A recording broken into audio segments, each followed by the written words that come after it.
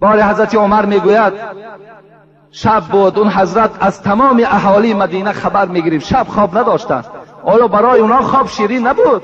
خواب شیرین بود، لیکن از قیامت میترسیدن، حق رعیت پایمال نمیکردن. شب بود میگوید عبدالرحمن ابن عوف میگوید همراه من بود. شب وقتی در کوچه های مدینه میگشتیم نگاه کردیم که در یک گوشه مدینه یک علاوه میسوزد. عمر گفت این کی باشد در این نصف شب؟ وقتی نزدیک آمدیم نگاه کردیم که یک زن 4 فرزند دارد، فرزندهاش گریه دارند، با آواز بلند میگویند مادر جان گرسنه ماندیم، مادر جان گرسنه ماندیم. عمر وقتی صدای این میگه تفلکا را شنید، عبدالرحمن میگه دیگر طاقت نکرد و از این مادر پرسید در این دیگ چی داری؟ گفت در این دیگ آب دارم و در داخلش یک چند دانه سنگ را پرتافتم و این فرزندها را فریب داده ایستادم که الحال خوراک شما تیار می شود. شخصانی که میخواهید وزن بگیره، یعنی که بزبله شوین، کچاک شوین، برای شما سمیونوان ارگینال شفافرما رو توصیه میدیم که از 9 تا 12 کیلوگرم وزن میدهد. برای دسترس کردن همه چیز ارگینال شما تنها از شفافرما پیدا کرده میتونید، چون که با باوری کامل چیز شما میگیره. برای دسترس کردن رقم ها در شبکه پروفیل میشه یا اینکه در کامنتاری وزن نویسید. واقع هست و میخواهم که من با شرح این آیت ها امروزه موعظه را انجام دهم.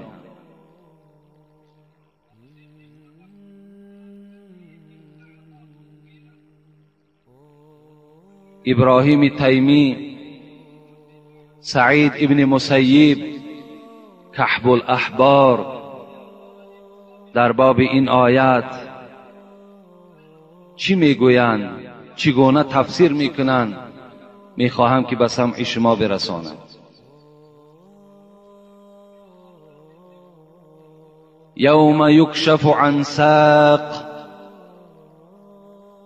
مفسرها میگویند یوم یکشف عن ساق، ظاهر آیت ترجمه تحت اللفظی او معنای ای را میدهد که روز پروردگار ساق خودش را نمایان میکند.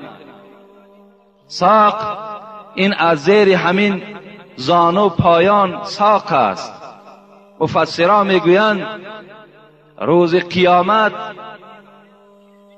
پروردگار ساق خودش را در میدان محشر ظاهر میکند، نشان میدهد. بعضی مفسرها بر این رفتن که پروردگار از جسم منزه است، خداوند را به جسم تشبیه دادن غلط است، به ساق و به دست و به پای از اینها پروردگار منزه، پاک از، خالی است. بعضی ها تفسیر کردن یوم یکشف عن ساق معنای این دارد که روز قیامت یک نور روشن می شود. لیکن اکثر مفسرین یوم یکشف عن ساق را با چی تحلیل کردن؟ کشف الامر عن ساقی. عرب ها می گویند کار ساقی خودش را برهنه کرد. مفسران میگویند که یوم یکشف عن ساق این نه از ظاهر کردن ساق پروردگار است و نه از روشنی نور است، بلکه از دشواری آن روز قیامت است. روز قیامت را مفسران در زیر این آیت تحلیل کردند که چی یک روز دشواری هست، چی یک روز هولناک هست، چی یک روز دهشت هست که شاید که شما چی در لنتها و چی در دیسک ها و تماشا کرده باشین که یک لحظه های که ساخته از مخلوق پروردگار است که از این دم دشوارتر و سنگینتر است آن روز. مفسرای قرآن گفتند یوم یکشف عن ساق، این از روز دشواری قیامت را نشان می‌دهد. یا ایها الناس اتقوا ربکم واخشوا یوما لا یجزی والد عن ولده ولا مولود هو جاز عن والده شیئا. خدا خبر می‌دهد آن روز چنان روزی هست که فرزند برای کمک کردن پدرش هیچ قوت ندارد، هیچ شرایط ندارد، و پدر هم برای نجات دادن فرزندهاش هم هیچ شرایط ندارد،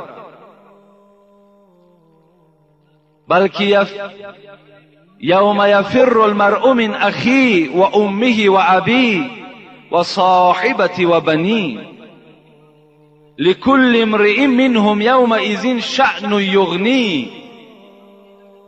بلکه خدا میگوید آن روز چنان روزی هست که تا جایی که پدر بالای سری فرزند خود سیله کند، فرزند خود در آغوش گیرد، تا جایی که فرزند پدری خود در آغوش گیرد، بلکه از یکدیگر جدا میشوند و میگریزند.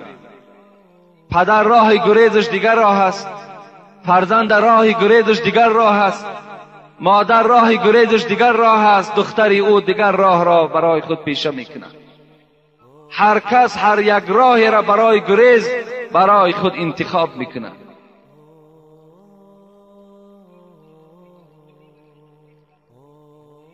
یقول الانسان یومئذ این المفر کلا لا وزر الی ربک یومئذ المستقر. خدا میگوید وقتی که میگریزند چی میگویند؟ پروردگارا امروز آیا جای هست که ما را پناه کند؟ یقول الانسان یومئذ این المفر، کجا گریزیم؟ کلا لا وزر. خدا میگوید امروز دیگر قلعه های شما، خانه های شما، کوه ها شما را دیگر پناهگاهی نیست. الی ربک یومئذ المستقر. امروز همه بازگشت شما به سوی پروردگار است. شما باید در نزد پروردگار حساب عمر خودتان را جواب گویید. امروز راه گریز نیست دیگر. یحشر الناس یوم القیامت، پیغمبری خدا گفتند روز قیامت وقتی قبرهای شما تیکه تیکه می شود و شما از داخل قبر وقتی که بیرون می شوید، رسول اکرم نزد عایشه صدیقه این سخن را می گوید حفاتا عراتا مشاتا غرلا. پیغمبر خدا گفتند روز قیامت وقتی شما زنده میشوین و از قبر بیرون میشوین، شما حالت ده هستین که پایهای شما لیچ است، پایهای شما لوچ است، در پایهای شما هیچ پای افضالی نیست. عراتا، بدنهای شما لوچ است، در بدنهای شما لباس نیست. مشاتا، شما هیچ چیزی سواره در روز قیامت همراه خود ندارید.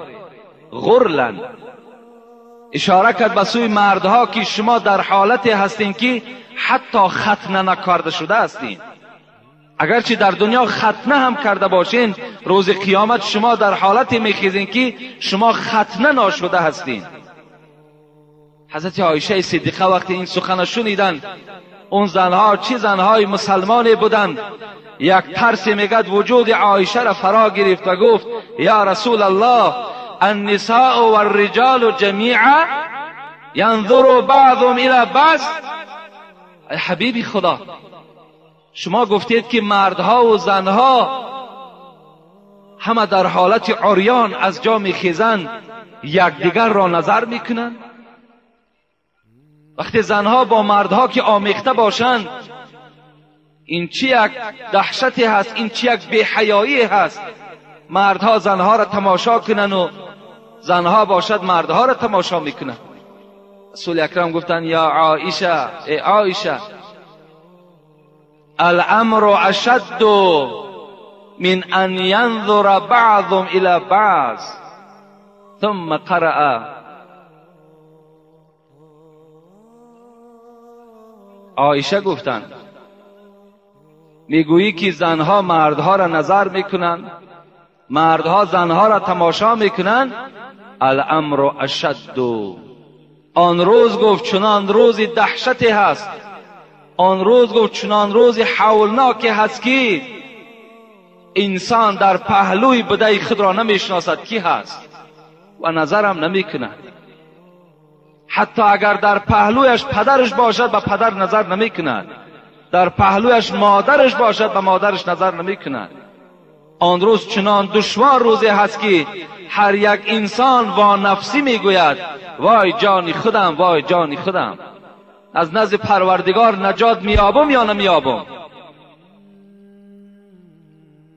و رسول اکرم آیه سوره عبسه را خواندند که آیه عبسه را چنان تحلیل است که آن روز چنان روزی هست که شأن و یغنی شما را چنان یک امر مشغول میگرداند که شما به هیچ طرف نظر نمیکنید. اون چه امر است؟ اون چی فکر است؟ اون چی خیال است؟ اون خیالی هست که پروردگارا من نجات میابم یا نمیابم، آیا در گروه دوزخی ها هستم یا در گروه جنتی ها هستم، آیا در گروه بدبخت ها هستم یا در گروه نیکبخت ها هستم. هر انسان در این خیال آن روز گرفتار است. خدا رحمت کند صاحب تفسیر حسینی را، حسین واعظ کاشفی هم این خیالاتی که در روز قیامت به ما و شما می آید در یک رشته نظم در آوردن که کشتی آمد در دریا شکست، تخته زان کشتی بر بالا نشست، گربه و موش بران تخته بماند، کارشان با یکدیگر پخته بماند. نیزی گربه موش را راهی گریز، نیزی گربه موش را چنگالی تیز، هر دوشان از حول دریای عجم در تحیر باز مانده خوشگلم. در قیامت این چنین غوغا بود، یعنی آنجا نه تو و نه ما بود. حضرت میگوید من برای شما یک ساده کرده یک مثال میارم که آن روز مثل که یک کشتی در یک دریا غرق می شود و یک تخته او بالای دریا می براید و در یک پهلوی تخته گربه هست، در یک پهلوی تخته موش است. اگر اینها در دنیا رو پرو می شدند هر آینه موش از گربه می گریخت و گربه باشد هجوم بالای موش می کرد. لیکن وقتی که در بالای بحر در بالای یک تخته هستند، این موش و گربه در یک خیال هستند که آیا از این بحر نجات میابیم یا نمیابیم. در فکر هجوم یکدیگر نیستند، در فکر یکدیگر را پیشادم کال کردن نیستند، بلکه در خیال اینها این است که آیا از این بحر به ساحل میرسیده باشیم یا نمیرسیده باشیم. یعنی آن روز قیامت ما هم چنان حالت فرا میگیرد که آیا نجات میافته باشیم یا نمیافته باشیم. بسیاری از بدبختان همین تاجیک ما و شما وجود دارد که حتی قیامت انکار میکند، به آمدن قیامت باوری ندارد، نماز میخواند، در کار شود نماز جماعت هم اشتراک میکند، لیکن از قیامت باوری ندارد. حتی از زنده شدن روزی قیامت و زنده شدن در قبر باوری ندارد. اینها در بین همین تاجیکان ما و شما هم وجود دارد. وای به حالشان. ایحسب الانسان ان لن نجمع عظاما بلا قادرین علی ان نسوی بنانا. این خداوند از بالای 7 طبقه آسمان ندا دارد، میگوید بعضی از انسانها گمان میبرند که این استخوانهای پوسیده اونها را ما جمع کرده نمیتونیم. بعضی از انسانها گمان میبرند که ما این استخوانهایی که 1000 ساله و 2000 ساله هستند اینها را زنده گردانیده نمیتونیم. لیکن خدا میگوید بلا قادرین علی ان نسوی بنانا، این پروردگار شما چنان قادر هست که حتی همین سرهای انگشتان شما را برابر میکند. ان نسوی بنانا، این معجزه قرآن است.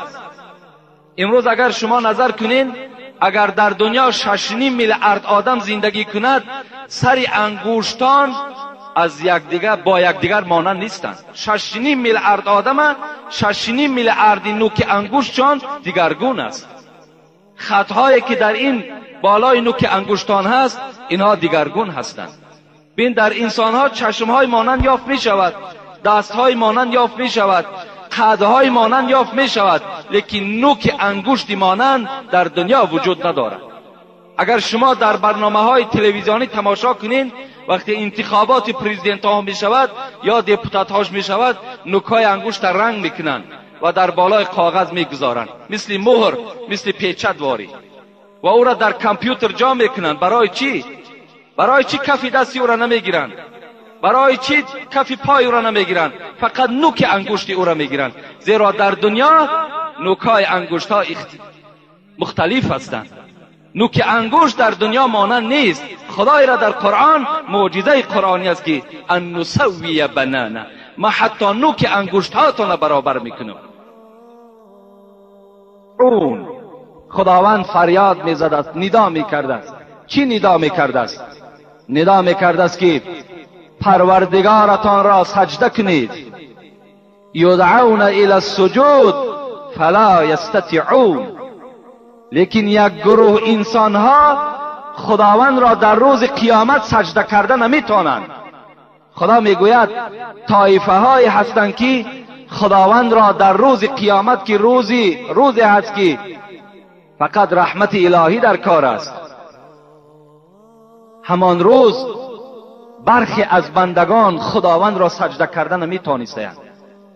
برای چی نمیتونند؟ مفسران میگویند که همون انسانهای سجده کرده نمیتونند که میانهای اونها همان ستون مهره که امروز چقدر به آسانی خم و راست میشود، این ستون مهره ها یخ میکنند، یک لخت میشوند، دیگر راست میماند. سجده کرده پروردگار را نمیتونند. برای چی نمیتونند؟ یوم یکشف عن ساق و یدعون الی السجود فلا یستطیعون خاشعة ابصارهم ترهقهم ذلة. وقتی که خداوند میگوید سجده کرده که نمیتونند، چگونه آنها را یک خجالت فرو میگیرد، چشمهاشان میشکند، چشمها را پیش سینه ها را نظر میکنند و یک ذلت، یک خاری آنها را فرا میگیرد. چگونه ای که در دنیا یک آدم ما و شما در بالای جنایتش به دست میگیریم، در بالای زیناکاری به دست میغلطد، یا بینماز است، در بین مردم خجالت است، از این هم خجالت وزنین در روز قیامت همو انسانهای را فرا میگرفت است که در محشرگاه پروردگار را سجده کرده نمیتونند. سجده کرده نمیتونند. در دوامش میگوید خداوند وقد كانوا يدعون الى السجود وهم سالمون. برای چی اینها پروردگار را در روز قیامت سجده کرده نمیتونند؟ زیرا که در دنیا اینها تنی سالم داشتند، اینها دستهای با قوت داشتند، پایهای حرکت میکردگی داشتند، میانهای خم و راست میشدگی داشتند. لیکن در دنیا که خداوند اینها را به سوی سجده، یعنی به سوی نماز با جماعت دعوت کرد، اینها در دنیا که رد کردن، در قیامت اینها خدا را سجده کردن نمیتونند. ایرا مفسرات چگونه که یاد کردم، ابراهیم تیمی میگه یعنی الی الصلاة المکتوبه بالاذان والاقامه. همین و هم سالمون که خداوند میگه اونها سالم بودند، تنی صحت داشتند، لیکن در دنیا که خدا را سجده نکردند، ابراهیم تیمی میگه که مراد از این سجده این نماز هست که از مکانی که اذان و قامت گفته می شود، ان همون نماز در نظر داشته شده است، یعنی نمازی با جماعت است. سعید ابن مسیب باشد چی میگوید؟ کان یسمعون حی علی الصلاة حی علی الفلاح فلا یجیبون و هم سالمون. سعید ابن مسیب میگوید مراد از این سجده که پروردگار در این آیت خبر داد، این همون سجده هست که مؤذن فریاد میزند حی علی الصلاة، بیایید به سوی نجات. حی علی الفلاح، انا در همین مسجد نجات است، انا در همین نماز با جماعت نجات است. فلاح از کلمه نجات است. در اینجا شما نجات میابید، در اون خانه نه. بعضی از بیخیردان موی سفید است، ریشش مثل کفن واری سفید است، امروز یا فردا خبر مصیبتش میرسد میگه در خانه هم که خانه باکی ندارد. شرم به تو باد. این نصیحتی پدرانه تو اگر این باشد، خودت در روز قیامت پروردگار را سجده کردن نمیتانی.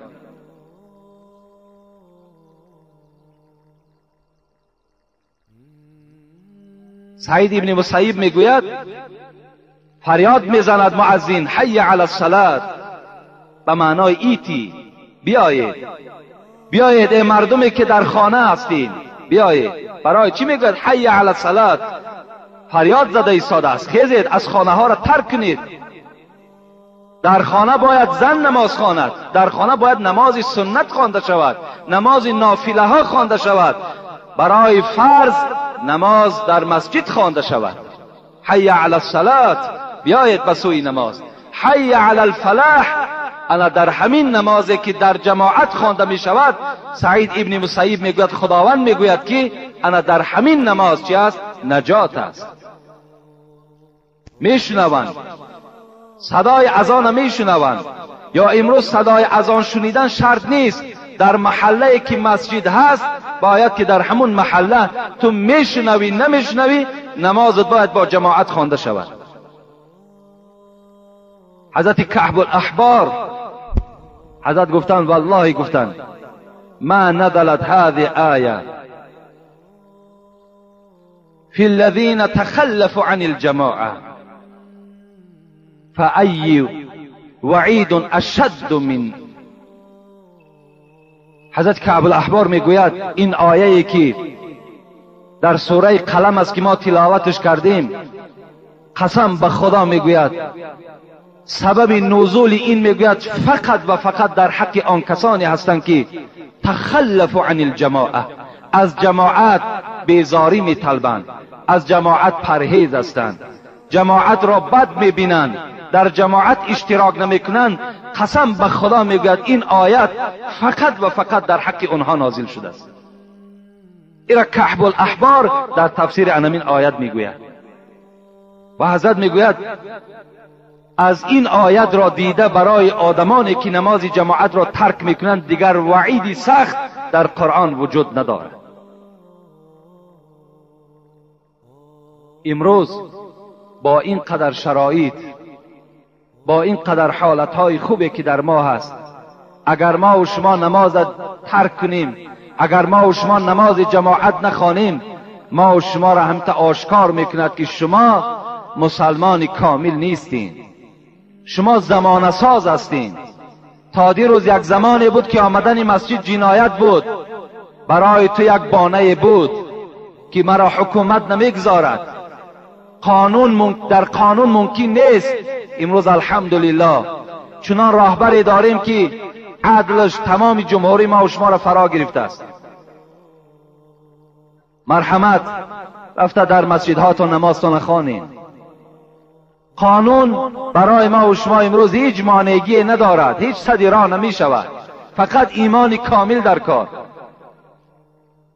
که تا که سنت پیغمبر تا ترک نکنی. صوفی علیه را خدا رحمت کند در رشته های نظم میگوید بخصوص آن گزیده دو صحرا خاتم انبیا حبیب خدا، آن حبیبی که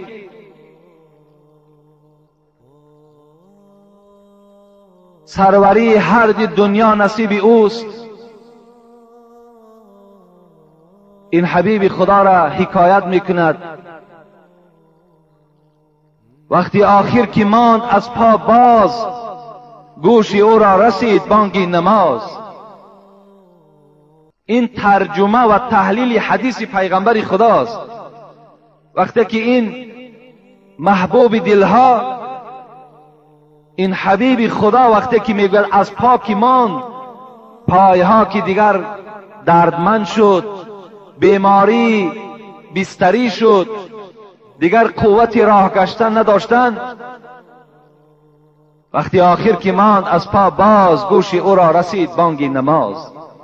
در جاگه خواب بودند، حضرت قوت راه گشتن نداشتند.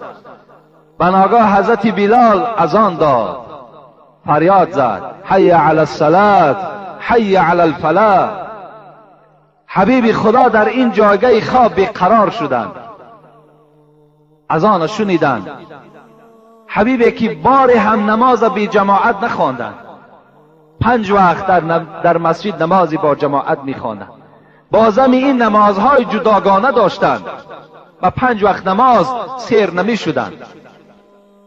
این حبیب خدا وقتی که از پا ماند، گوش او را رسید بانگ نماز. گفت بر مرتضی مرا بردار، جانب مسجد جماعت آ. حضرت علی که در خدمت حبیب خدا که قائم بودند،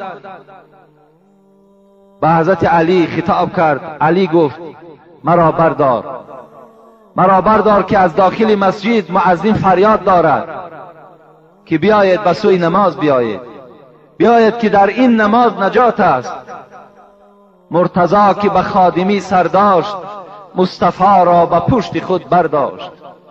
حضرت علی خدمتگار رسول اکرم، داماد این حبیب خدا، رسول اکرم را آب طهارت دادند. حضرت طهارت کردند، در پشت خود بار کردند. در روایت ها می آید که 3 بار حضرت علی او را آب طهارت می داد. در پشت که بار میکرد، حضرت حبیب خدا که بدنش خیلی ضعیف شده بود و خیلی بیماری وزنی که فرا گرفته بود، نصف را که میرفت میگفت علی پس گرد که من طهارتم شکست. حضرت پس میگشتند، باز می آمدند. 3 بار میگوید حضرت طهارت دادند، 3 بار آب طهارت گرفتند. مرتضی که به خادمی سر داشت، مصطفی را به پشت خود برداشت. پشت پای رسول معبودی، از ضعیفی به عرض می سودی. حضرت میگوید وقتی که برداشتن، حبیب خدا گفتن در بعض روایت که ای علی، مرا آنقدر بردار که پایهای من در زمین شکیده رود، تا که آثار قدم من در نزد پروردگار ثواب دارد. هر کدام شما وقتی که از خانه قدم زنان میآیید، در هر یک آثار، در هر یک قدمی که داشته شما، خداوند برای شما مغفرت گناه وعده کردگی است. این حدیثای صحیح پیغمبری خدا. حضرت گفتند که مرا آنقدر بردار که پشتهای پای من در زمین شکیده رود. اون زمانها این گونه رسته های تازه و آباد نبود. اون زمانها قمزار بود. اون زمان از خس و خاشاک خالی نبود. پشت پای رسول معبودی از ضعیفی به عرض می سودی. از گرمی زمین میگوید صوفی اللیار که پشت پای حضرت سخته با چنین مهنت و مشقت و درد و جماعت ادای طاعت کرد. با این قدر مشقت، با این قدر کلفت، حبیب خدا در بالای بستر خواب نکردند، بلکه جایگاه را ترک کردند. آمدن قوت ایستادن نداشتند. گفتند که ابوبکر صدیق پیش در آید. ابوبکر صدیق پیش در آمدند و حبیب خدا از پس او نماز خواندند. در این گونه حالت وزنین رسول اکرم نمازی با جماعت ترک نکردند. از این خاطر صاحب مختصر خدا رحمت و مغفرت کند میگوید الجماعت سنت مؤکده. جماعت سنت مؤکده هست. اگر شما قدرت داشته باشین، اگر شما شرایط آمدن مسجد داشته باشین، لکن بازم این مسجد نه آین، شما ترک سنت مؤکده کردین، شما در نزد پروردگارتان گناهگار میشوید. ببینید امروز چنان امت اسلام را یک تنبلی، یک غفلت چنان فرا گرفته است که اگر ما و شما را 1 کیلومتر یا 2 کیلومتر اگر معرکه خوردن باشد، قوت داریم، شرایط داریم، میریم. برای نفس، برای سیر کردن نفس میریم، لیکن برای که نماز ما در مسجد خوانده شود و این عمل ما طبق گفته حبیب خدا شود، این ما و شما رد میکنیم.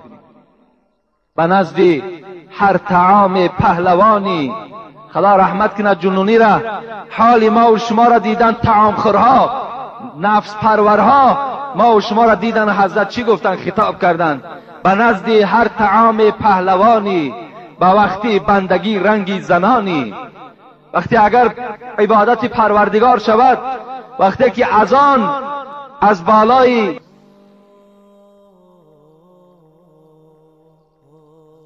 در حال چکار میکنین؟ مثل زنها واری عذرهای شما پیدا شدن میگیرد، هر گونه عذر را پیش آوردن میگیری. بچم پام نمیشود، بچم وقتم نیست، احوالم بدای، در خانه هیچ کس نیست، لباسم بی نمازای و هر گونه عذرها پیدا شدن میگیرد. به نزد هر طعام پهلوانی، به وقتی بندگی رنگی زنانی. روی کوها به عزم بیل دسته، به مسجد می شود پایت شکسته. همه جا می رای، مثل گاواری خوراک تک خورده می تانی. تمام دنیا را اگر بارد کنن، بار دنیا را کشیده می تانی. اگر در یک زمین داشته باشی، برای زمینت از سحر تا دیگه در همون زمین می ایستی، برای که یک ماه یا 2 ماه خوراکی تو پیدا شود. لیکن در یاد تو آمدن مسجد هیچگاه نمی زند، دل تو بار هم به مسجد نمی سوزد. امروز شکرانه کنین، خدا این استقلالیت و این آزادی را برای شما داده است. باور کنین این نعمت گران است. خودتان میشینین میگوین که تراویح را خوانده نمیتانستین. شما همین سخنها از زبان شما پدرهای عزیز میبراید، تراویح ما خوانده نمیتانیم، پدرها ما را بدرقه کردن فلان و فلان. امروز الحمدلله که این شرایط بهترین آمده است، چرا شما شکر نمیکنید؟ درهای مسجد گشاده است، فقط آدمی با تقوا میکند میکاود، فقط آدمی ایماندار میکاود. مرحمت بیا دروازه ها هوی، دیگر چی بانه داری؟ کشی چون گاو دائم بار دنیا، شوی در خدمت مولا کسلها. مثل گاواری دنیا را در طلب دنیا، در پرورش نفست غطه زدگی هستی، لیکن در خدمت مولای خودت، در فرمان پروردگار خودت اینقدر عاجز آمدی. حضرت عمر خدا رحمت و مغفرت چون کند، بار نماز عصر را خواندند. نماز عصر خوانده شد، فاتحه و دعا کرده شد و بر جمعیت نگاه کرد. اونها عجیب ایمان با قوتی داشتند. جماعت نظر کردند که یک نفر در جماعت اشتراک ندارد. حضرت گفتن فلانی در کجاست؟ گفتن شاید بیمار باشد. حضرت عمر از مسجد راست خانه همون کس رفتند. چرا در جماعت اشتراک نمیکنه؟ آمدن دروازه این مرد که در جماعت اشتراک نداشت تق تق کردند. مرد از خانه برآمد. مرد در خانه بود که حضرت عمر در را تق تق کرد. از داخل صدا شد کی هستی؟ گفت فرزند خطاب هستم، عمر هستم. وقتی این مرد میگوید نام عمر را شنید، یک لرزه وجود او را فرا گرفت. حضرت عمر چنان از خدا می ترسیدند، چنان یک هیبتی داشتند که تمام مردم را هیبت او فرا گرفتگی بود، زیرا وی عدالت داشت، وی حقیقت شناس بود. گفت عمر ابن الخطاب هستم. میگوید این مرد با شتاب دوان آمد، دروازه را گشاد و سلام داد، السلام علیکم، و تعظیمی بر عمر کرد. حضرت عمر گفتند از جانب مسجد صدا شد، از بالای آسمان پروردگار تو حی علی الصلاة گفت، بیا به سوی نماز. حی علی الفلاح گفت، سخن پروردگار تا رد کردی و سخن عمر ابن الخطاب اجابت کردی و پیش عمر آمدی. از خدا بترس گفت. از خدا بترس که سخن عمر برای تو قبول شد، دروازه را به بالای عمر کشادی، دوان دوان آمدی، لیکن سخن پروردگار رد کردی. از خدای خودت بترس. عمر این گونه خصلتی داشته. این سحر یک جوان برای من یک سخن گفت که از زبان یک خیلی آدم ناکس، نالایق، یک بدبخت که سرزنش حضرت عمر را کرده بود است. من یقین میدانم که وی شیعه هست، وی شیعه هست، وی کسی هست که آرامی تاجیکستان را نمیخواهد، وی کسی هست که میخواهد در بین ما و شما باز اختلاف ها پیدا شود. این گونه رویه ها در بین ما و شما پیدا شدن، احتیاط کنید. میگوید یک مرد در یک معرکه حضرت عمر سرزنش میکند، حضرت عمر قبیح میگوید، دشنام میدهد. ای انسان، تو با خبر باش که حدیث بخاری و مسلم است.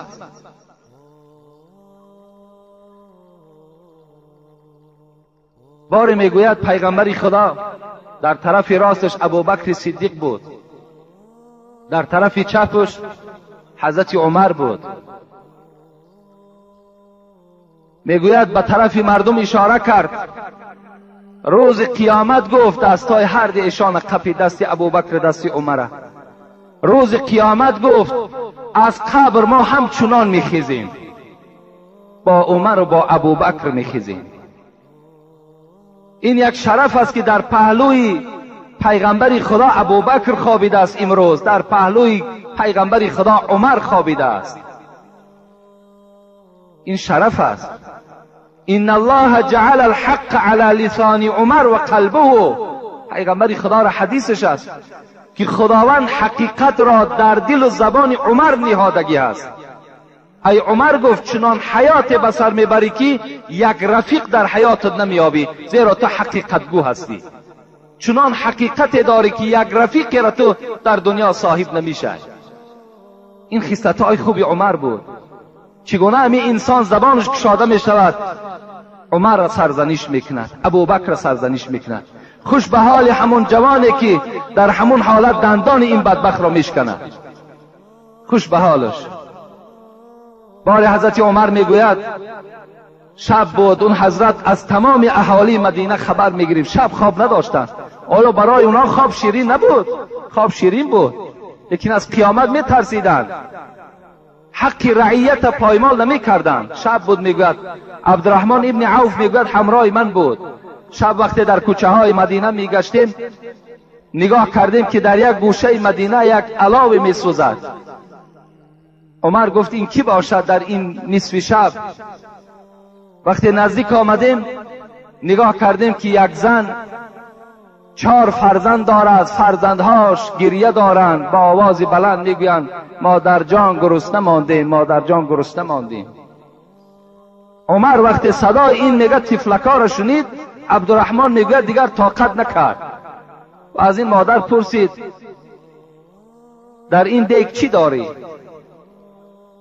گفت در این دیگ آب دارم و در داخلش یک چند دانه سنگ را پرتافتم و این فرزندها را فریب داده ایستادم که الحال خوراک شما تیار می شود، الحال خوراک شما تیار می شود.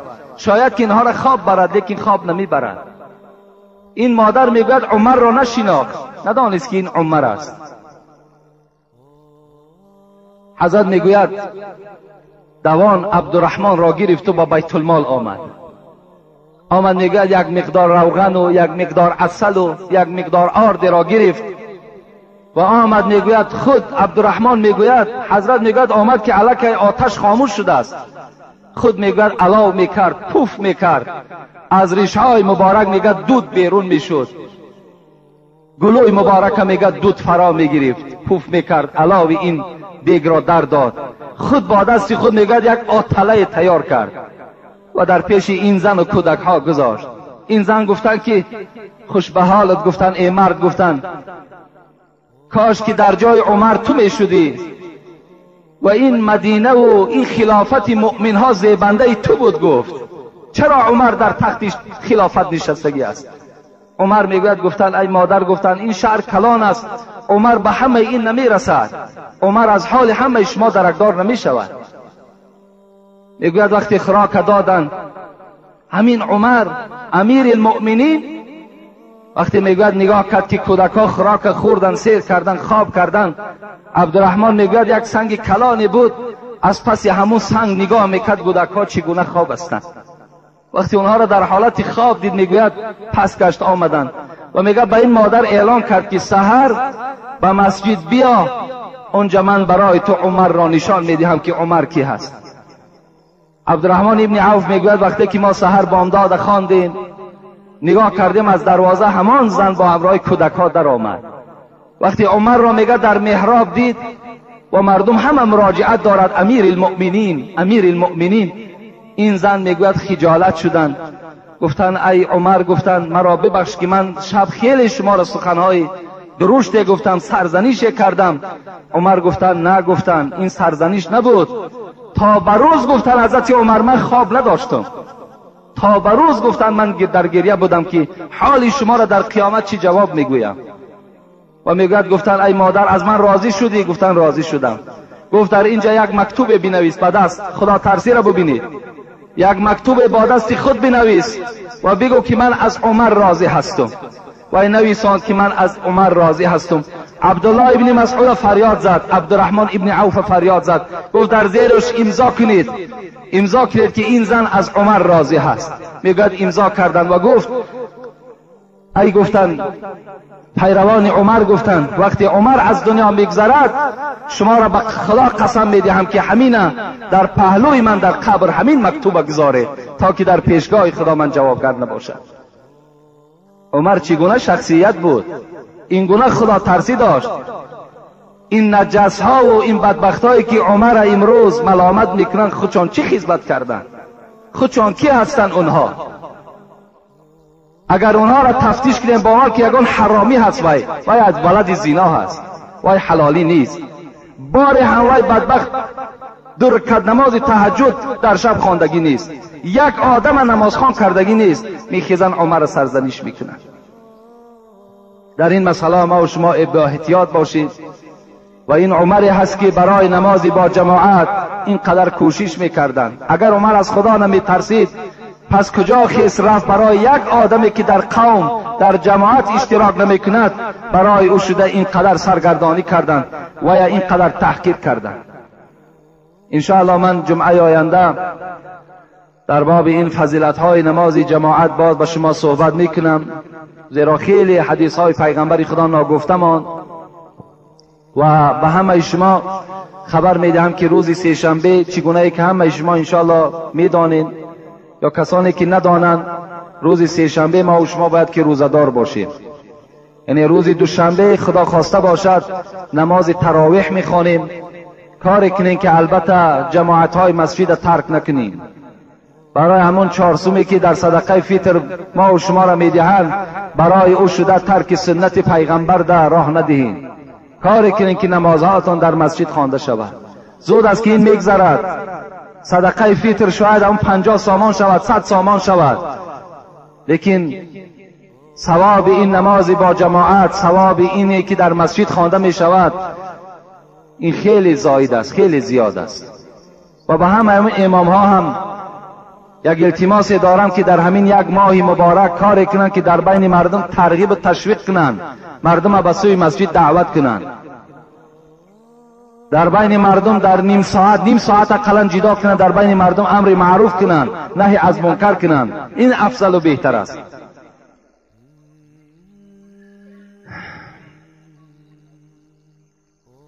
چند برادرها امروز در مسجد که برای بنای مسجد امروزها ما و شما میدونیم الحمدلله که خیلی کار یعنی با صورت بلند رفته ایستاده است.